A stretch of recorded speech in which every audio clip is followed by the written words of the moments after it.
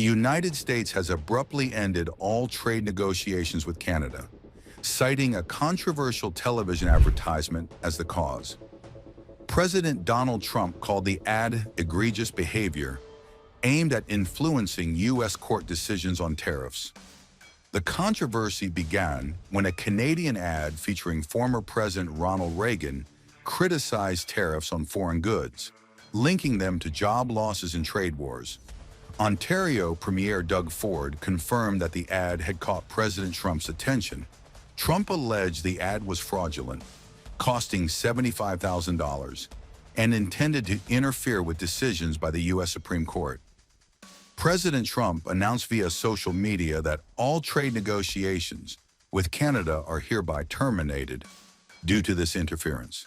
He emphasized that tariffs are crucial for U.S. national security and economic interests. Canadian Prime Minister Mark Carney responded by reaffirming Canada's commitment to diversify exports outside the U.S. He warned that Canadian industries, autos, steel, and lumber face threats from U.S. tariffs. Very good.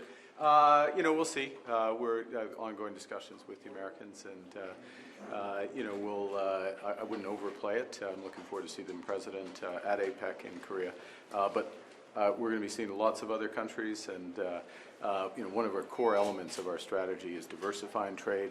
That's why we're going to Asia. You saw the Indonesian trade deal. We're in talks with ASEAN, which is a group of countries that I'm meeting with in Kuala Lumpur, and then more broadly at APEC, including with China. During Canadian Prime Minister Carney's visit to the White House, U.S. President Trump and Carney held a bilateral meeting to discuss trade and tariff negotiations. Trump praised Carney, saying, "I would let him represent me," and called him a great leader. Listen in to President Reagan's radio address on free and fair trade on April 25, 1987. Begin a trade war. So next week, I'll be giving Prime Minister Nakasone this same message. We want to continue to work cooperatively on trade problems and want very much to lift these trade restrictions as soon as evidence permits. We want to do this because we feel both Japan and the United States have an obligation to promote the prosperity and economic development that only free trade can bring. Now, that message of free trade is one I conveyed to Canada's leaders a few weeks ago, and it was warmly received there. Indeed, throughout the world, there's a growing realization that the way to prosperity for all nations is rejecting protectionist legislation and promoting fair and free competition. Now, there are sound historical reasons for this. For those of us who lived through the Great Depression, the memory of the suffering it caused is deep and searing. And today, many economic analysts and historians argue that high tariff legislation passed back in that period, called the Smoot-Hawley Tariff, greatly deepened the Depression and prevented economic recovery. You see, at first, when someone says, let's impose tariffs on foreign imports, it looks like they're doing the patriotic thing by protecting American products and jobs. And sometimes for a short while it works, but only for a short time. What eventually occurs is, first, homegrown industries start relying on government protection in the form of high tariffs. They stop competing and stop making the innovative management and technological changes they need to succeed in world markets. And then, while all this is going on, something even worse occurs.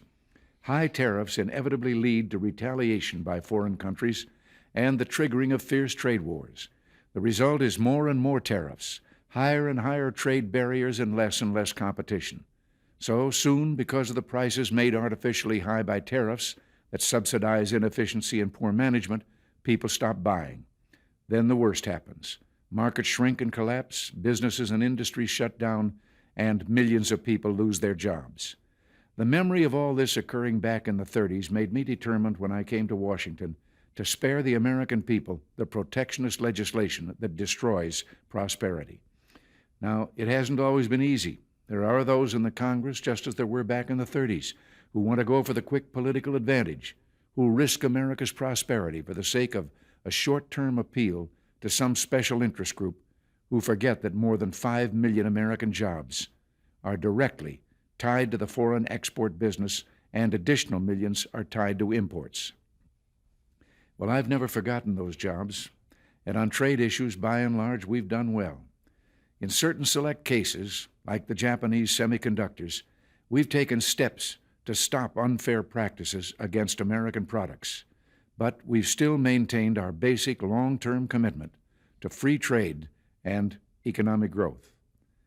So, with my meeting with Prime Minister Nakasone and the Venice Economic Summit coming up, it's terribly important not to restrict the President's options in such trade dealings with foreign governments. Unfortunately, some in the Congress are trying to do exactly that. I'll keep you informed on this dangerous legislation because it's just another form of protectionism, and I may need your help to stop it. Remember, America's jobs and growth are at stake. Until next week, thanks for listening, and God bless you. We're going to be talking about trade. We're going to be talking about a lot of different things. For you to drop or lower your tariffs on Canadian sectors and Well, we're going to be talking about that with the Prime Minister. We'll be talking about tariffs. We'll be talking about a lot of that, but that's for a little bit later on. Why has Canada and the United States failed to reach an agreement up until now? Well, it's a complicated agreement, more complicated maybe than any other agreement we have on trade, because, we have natural conflict. We also have mutual love. We have great love for each other. I love this. I love Canada and the people of Canada, and Mark feels the same way about here.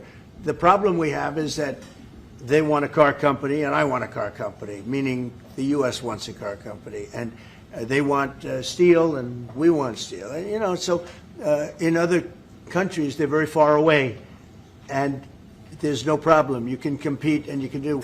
We don't like to compete because we sort of hurt each other when we compete, and so we have a natural conflict. It's a natural business conflict. Nothing wrong with it, and I think we've come a long way over the last few months, actually, in terms of that relationship. So when it comes to trade, the United States was always giving everything.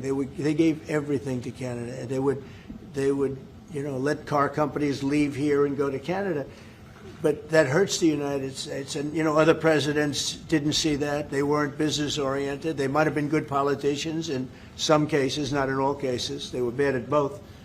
But it's a very natural conflict, and it's something that we're working out. Are you willing today to offer some compromise to Canada, maybe on steel and aluminum?